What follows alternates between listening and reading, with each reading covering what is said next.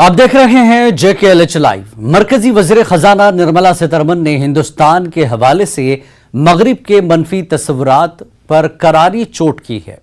अमेरिकी दौरे पर एक प्रोग्राम में बातचीत के दौरान निर्मला सीतारमन ने कहा कि हिंदुस्तान के मुसलमान फल फूल रहे हैं और तरक्की कर रहे हैं, मुसलमान कारोबार कर रहे हैं और उनके बच्चे तालीम हासिल कर रहे हैं, जबकि पाकिस्तान में अक़लियतें गैर महफूज हैं और उनकी आबादी में बतदरीज कमी दर्ज की जा रही है। निर्मला सीतारमन ने मजीद कहा कि हिंदुस्तान में मुसलमानों की तादाद इंडोनेशिया के बाद दूसरे नंबर पर है और उनकी आबादी में मजीद इजाफा हो रहा है। अगर मुसलमानों को किसी किस्म की मुश्किलात का सामना होता तो क्या उनकी तादाद में इजाफा होता?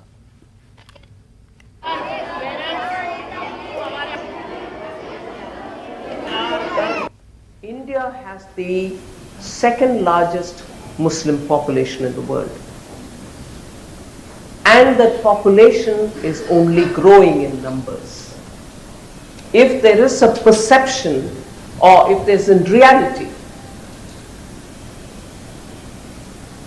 their lives are difficult or made difficult with the support of the state, which is what is implied in most of these write-ups, I would ask, will this happen in India, in the sense, will the Muslim population be growing than what it was in 1947?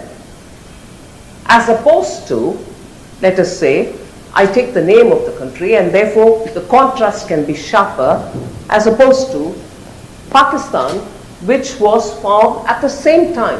India was divided into two, Pakistan. Pakistan declared itself an Islamic country, but however is said, minorities will be protected. Every minority has been dwindling in its number, or if I may use the word which is harsher, decimated in Pakistan.